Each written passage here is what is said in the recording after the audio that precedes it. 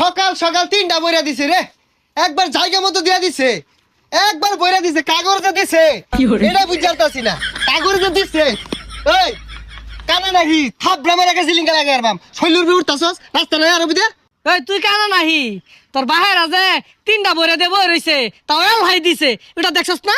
কি রে আজকে বড় বড় কথা কস, একবার কানে নিজে ঠাড়া একটা মেরে দিয়ে আমি সোজা বাজা যা, কোনো কথা কইস না।